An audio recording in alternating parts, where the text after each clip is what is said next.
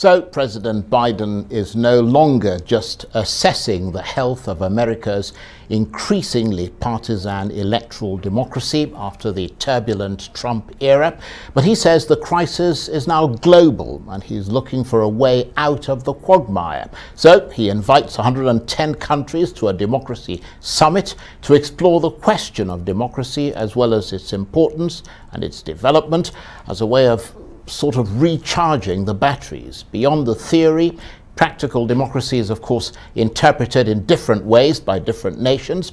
So as Mr. Biden's summit enters its final day, it's difficult to see how they can reach some sort of consensus on the way forward, even as China and Russia, the two countries targeted as the leading disruptors of democracy, fight back. And Africa looks on askance and in some bewilderment. Well, to make sense of that summit and for more of what we've been talking about here, I'm joined now by Michelle Gavin, Senior Fellow for Africa Policy Studies at the Council on Foreign Relations. Absolutely delighted to have you on the show again. Thank you very much indeed for coming in, Michelle. Mr. Biden promised to hold the summit during the presidential campaign and early in his presidency. He's tried to rally democracies around the world to face off against what he views as the threat of autocratic governments. Has he succeeded with the summit?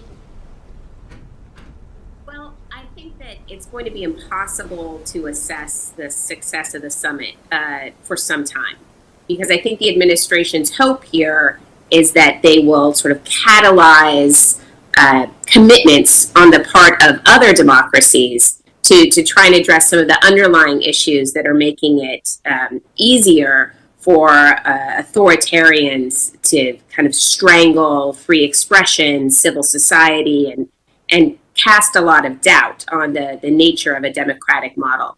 So the proof will be in whether or not the lofty rhetoric that you hear at the summit, right, results in some actual policy changes and new initiatives around the world. So, based on what you just said, can it be assumed that the goal of this summit has been to set out some sort of goals for the next year or so, and then reevaluate after a year to see how much progress has been made? I think that's exactly right. And the administration is talking about this as the first meeting, and that there will be a follow-up meeting, right, to sort of see how things are going. The United States government announced about $425 million of new pledges to support democratic defenders, to bolster independent media, and I think critically importantly, some new measures to fight corruption, which includes tightening up some of our own regulations around, for example, real estate transactions, to make it a little harder for kleptocrats to launder money or sort of stash away ill-gotten gains in U.S. markets.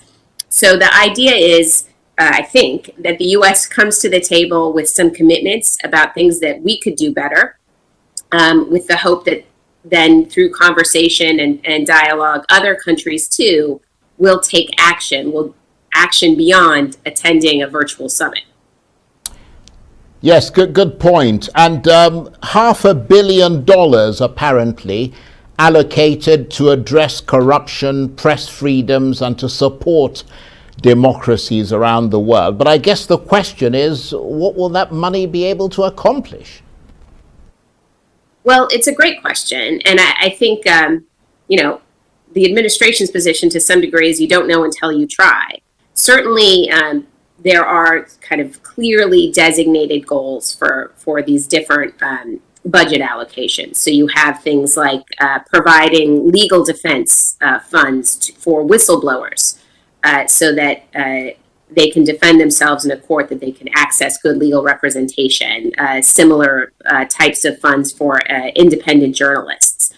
So I think that the hope is that both in specific cases, these initiatives can make a difference can provide some protection for those fighting for free expression, for accountability, for transparency. But I think also it's the notion that, autocracies are collaborating and cooperating around the world. There's no doubt about it. And democracies, those with a sort of different idea about what governance should be for, need to find ways to start working together a little bit more cohesively as well. All that recognizing that democracy takes many forms. But doesn't that then support the assertion that Russia has been making, and China, that this is basically back to Cold War days, because you've got the two sides ranged against each other? I mean, wouldn't it have made more sense, as one of our guests yesterday suggested, if Mr. Biden had invited some of those countries that are considered not to be quite so democratic and put them on the spot? Well, first off, I think if you look at the invitation list, there are some marginal democracies certainly already at the table. And I think it's an interesting debate, right? How can one be more effective? Is it by engaging autocracies on these issues, or might it be by finding ways to collaborate with the like-minded? So this is one approach. I don't think it's clear yet whether or not it will succeed. But I also think, it would be a bit naive to pretend that there is not a global movement of autocratic, kleptocratic in many cases, governments working together, looking to undermine democracy where possible. That is a fact. There's ample evidence for that.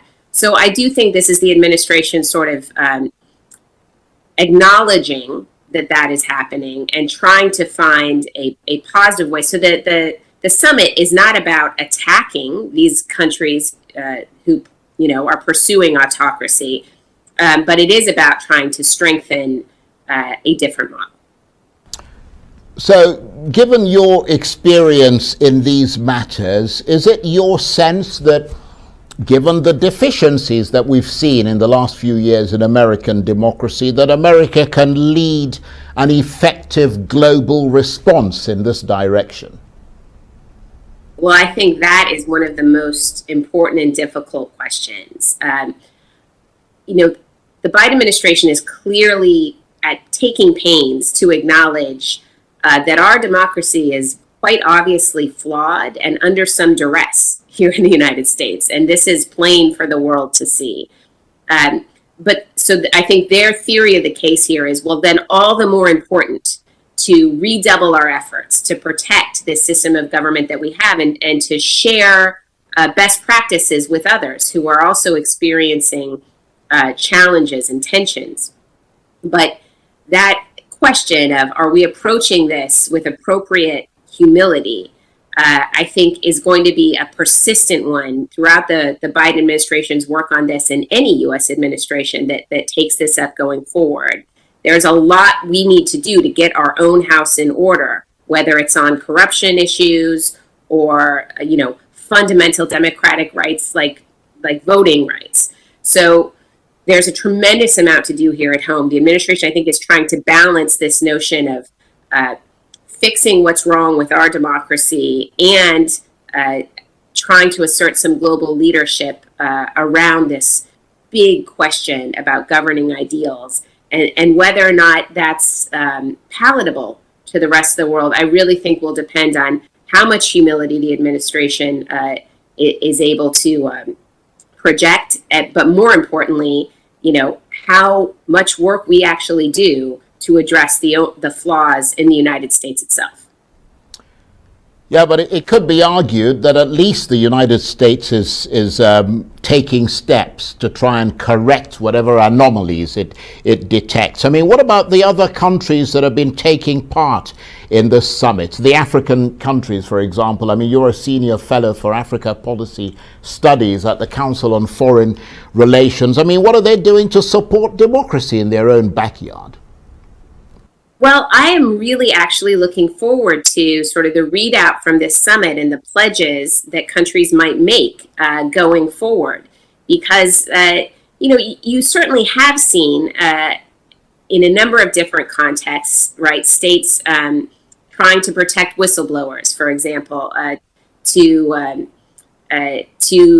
follow up on investigations when independent journalists expose corruption, expose the misuse of office for private gain, to then get the justice system working to address these issues. And there are a lot of tensions, right? And sometimes frustrations in seeing the rule of law applied to the powerful as well as your everyday citizen. But so what can be done? What can be done to bolster the independence of judiciaries? That these are really the questions that the summit is intended to ask.